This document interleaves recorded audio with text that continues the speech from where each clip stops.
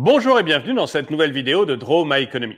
Aujourd'hui, on va voir qu'Emmanuel Macron vous trompe avec ses histoires de retraite à 65 ans. Mais avant de commencer, eh bien, comme d'habitude, je vais répondre à la remarque qu'Ella m'a fait dans les commentaires. Ella les seins à l'air me dit que mes blagues sont souvent sexistes et que je peux avoir l'air misogyne. Eh bien, je suis désolé Ella parce que ce n'est pas du tout le cas. D'ailleurs, je suis tout à fait conscient que la plupart des hommes doivent leur succès à leur première femme et leur seconde femme à leur succès. Vous-même, si vous avez des remarques à me faire, n'hésitez pas à le faire dans les commentaires. Toujours avant de commencer, bien, si vous n'êtes pas abonné, je vous suggère de le faire et de cliquer sur la cloche pour être prévenu lorsque je sors une nouvelle vidéo.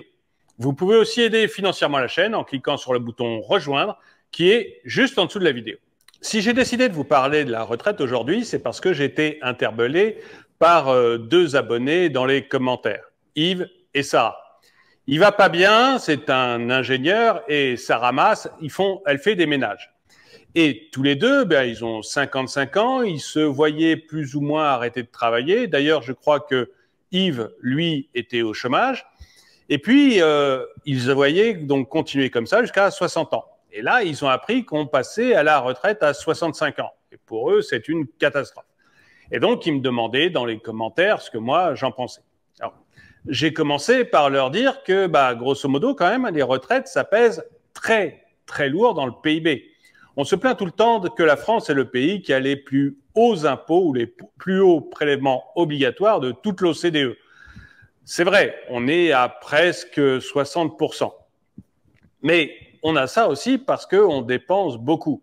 Et le premier poste de dépense de l'État, au sens large, eh ben, c'est les retraites. En France, c'est à peu près 15% d'après l'INSEE et à peu près 14% d'après le COR, le Conseil d'orientation des retraites. Donc ça pèse très lourd. La moyenne de l'Europe, par exemple, c'est 12%. Donc 12% pour la moyenne de l'Europe et 15% pour la France. Et il n'y a que deux pays en Europe qui payent plus en retraite que nous, c'est l'Italie et la Grèce. Donc ce n'est pas forcément des exemples à suivre. Et donc, bah, je leur disais qu'effectivement, ça pesait très lourd et qu'en plus, ça aurait été beaucoup plus lourd si on n'avait pas déjà fait des réformes de la retraite. Par exemple, le COR dit que si on n'avait pas fait les 3 réformes qui ont déjà eu lieu, eh bien aujourd'hui, on serait à un peu plus de 20% du PIB dépensé pour la retraite. Donc, ça serait un très, très gros problème. Et les différentes réformes qu'on a faites ont permis d'amoindrir le problème. Bref, on est aujourd'hui à peu près 15% du PIB dépensé dans la retraite et c'est la première dépense de l'État au sens large. Mais de leur côté, il va pas bien et Sarah Mas, eh ben, ils m'ont fait quand même remarquer que globalement, le COR disait que ça pouvait tenir comme ça, que c'était pas la peine de s'affoler. En fait, le COR semblait dire qu'on allait garder ces 13 à 14% du PIB dépensé dans les retraites jusqu'à 2040 et qu'après, ça allait même progressivement baisser.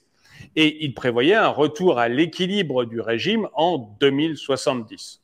Bref, pour Yves et Sarah, c'était pas la peine de trop s'en faire et on pouvait tranquillement attendre. Surtout que Yves et Sarah, bah, ils ne voient pas tellement quel genre de métier ils peuvent reprendre. Yves, 55 ans, ingénieur au chômage, c'était difficile pour lui de reprendre un boulot. Alors, en même temps, j'ai dit à Yves, écoute, tu peux très bien trouver un boulot de prof de physique dans ton département. Yves, il est du Nord. Eh bien, ça faisait un professeur de physique ch'timi, c'était parfait. Mais il faut bien dire qu'il continuait à râler. Et j'ai dû leur concéder quelque chose, c'est que le principal problème des retraites, c'est pas forcément l'âge de départ. L'âge de départ, c'est quelque chose sur lequel on a joué jusqu'ici, qui a bien marché, mais c'est pas le centre de tout. Le centre de tout, c'est probablement la productivité. C'est-à-dire, quelle est la richesse créée par une personne au travail en 1 heure. Enfin, en tout cas, en unité de temps. Et malheureusement, la productivité en France, elle évolue pas énormément. C'est-à-dire que ça fait presque 10 ans que notre productivité, elle n'augmente que de 1% par an, ce qui est extrêmement faible. Et c'est pour ça qu'on a de nouveau des problèmes avec le coût des retraites. Tout simplement parce que cette productivité, elle augmente très faiblement. Et elle augmente très faiblement parce qu'il y a peu d'investissements d'après France Stratégie.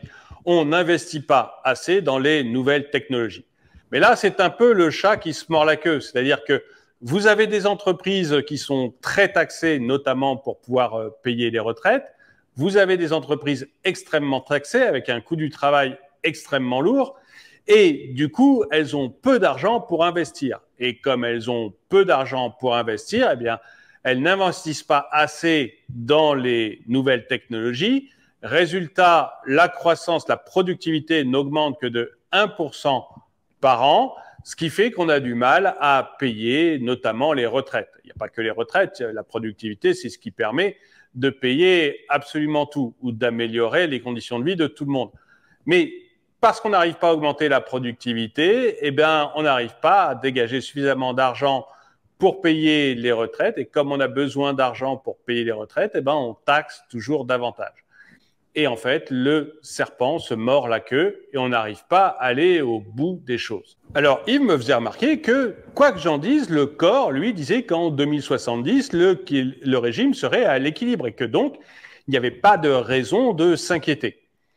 Oui, mais j'ai fait remarquer à Yves que, en fait, d'abord, le corps s'était très souvent trompé, pour ne pas dire toujours trompé jusqu'ici, mais qu'en plus, l'une des raisons qui fait que le régime pourrait être à l'équilibre, c'est tout simplement parce que les pensions de retraite diminuent très fortement. Grosso modo, un actif qui arrive à la retraite en 2019, il touche 50% de ce qu'il touchait en tant qu'actif. Donc c'est déjà une perte de revenus qui est importante. Mais en 2040, selon les projections du corps, eh bien, l'actif qui arrivera à la retraite, il va toucher à la retraite 35%, en fait 36,5% de ce qu'il touchait en tant qu'actif. C'est-à-dire que son revenu, eh bien, il va encore baisser par rapport aux actifs. Alors, jusqu'ici, le pouvoir d'achat d'un retraité, en moyenne, il était supérieur de 3% au pouvoir d'achat d'un actif. Donc, c'était effectivement pas tout à fait normal qu'à la retraite, votre pouvoir d'achat soit supérieur à celui qui travaille tous les jours à l'usine. Mais d'ici 2040, ça va complètement s'inverser. C'est-à-dire que le pouvoir d'achat d'un retraité, il va être 10% inférieur à celui d'un actif. Et on va se retrouver donc avec des problèmes de petite retraite de plus en plus fréquents. En fait, les retraités vont être de plus en plus mal lotis. Et ça, Yves et Sarah, ils s'en rendaient pas totalement compte. J'ai bien réalisé quand je parlais avec eux que pour eux, c'était pas si clair que ça. Mais en fait, la retraite, ça va être une période assez compliquée pour tout le monde. Et ça, je l'ai surtout senti, c'est Sarah. Sarah Mas, donc, elle fait des ménages.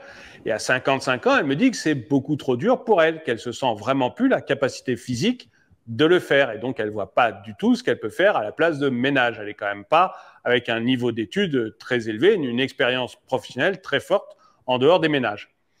Mais en même temps, bon, elle n'a pas totalement tort. C'est vrai que l'espérance de vie en bonne santé, il est inférieur à 65 ans. Il est de 64 ans et demi pour les femmes et de 63 ans et demi pour les hommes. Et il progresse très, très peu. Depuis plusieurs années, en fait, il ne progresse quasiment plus. Et d'après certains chercheurs au CNRS, on est arrivé vraiment au maximum de ce qu'est capable de faire l'être humain pour vivre vieux en bonne santé. On n'ira pas tellement au-delà. Et donc, pour Sarah, c'est un véritable problème. Et en même temps, moi, j'ai fait remarquer à Sarah que si elle ne reprenait pas son travail, si elle ne continuait pas à travailler, elle allait avoir des grosses difficultés financières. Et finalement, je lui ai dit que il fallait peut-être aller continuer à passer l'aspirateur. L'aspirateur, c'est un peu comme l'aspirateur, mais en râlant. Et que finalement, elle n'aurait pas d'autre choix que d'aller le passer jusqu'à ses 65 ans. Elle n'aura pas le choix parce que si elle s'arrête avant, elle va avoir une décote sur sa retraite. Et une décote, ça veut dire risquer de se retrouver dans la pauvreté une fois à la retraite. Et on le dit pas souvent, mais nous, notre système de redistribution, il a, à mon avis, un avantage, c'est qu'on a très peu de retraités pauvres. En fait, on a le plus bas taux de l'ensemble de l'OCDE. On est à 8,7% de retraités pauvres. Et c'est d'ailleurs un taux qui est inférieur à celui des actifs. Les actifs, c'est 14%, un peu plus de 14%. D'ailleurs, on peut se demander si c'est tout à fait normal. Là, c'est l'envers de la médaille. Est-ce que c'est normal qu'on ait un peu plus de 14% d'actifs qui soient pauvres et qui finalement payent des cotisations pour qu'on n'ait que 8% de retraités qui soient pauvres? C'est une véritable question et pour l'instant, on n'a pas encore trouvé la réponse. Ou plutôt, pour l'instant, comme il y a beaucoup plus de personnes âgées que d'actifs qui votent, eh bien, les gouvernements ont décidé de privilégier les personnes âgées. Mais donc, la loi Macron sur l'âge de la retraite à 65 ans, ça donne un choix très clair à Yves et Sarah. Soit ils retournent travailler, peu importe les difficultés physiques ou les problèmes qu'ils ont à retrouver un travail, soit ils retournent travailler, soit ils risquent de se retrouver dans des difficultés financières une fois arrivés à la retraite. Et j'aimerais bien savoir ce que vous en pensez. Est-ce qu'il faut effectivement pousser la retraite à 65 ans pour que quand même le coût de la retraite ne pèse pas trop lourdement sur les actifs? Ou est-ce qu'il faut privilégier les retraités, les nouveaux retraités, en laissant la retraite telle qu'elle est actuellement et en continuant de ponctionner toujours autant, voire beaucoup plus, les actifs? Dites-le moi dans les commentaires. Et avant le dicton du jour, eh bien, j'aimerais vous conseiller d'aller voir cette vidéo de Top Tortue sur les pires scandales de l'État français. Vous verrez que la retraite à 65 ans, c'est de la gnognotte. Je vous mets un lien ici dans la vidéo et dans la description. Et donc, le dicton du jour. La meilleure chose chez l'homme, c'est souvent sa femme. Merci d'avoir regardé cette vidéo. Mettez-lui un pouce vers le haut, commentez-la, partagez-la. Merci à tous ceux qui soutiennent la chaîne et je vous dis à très bientôt.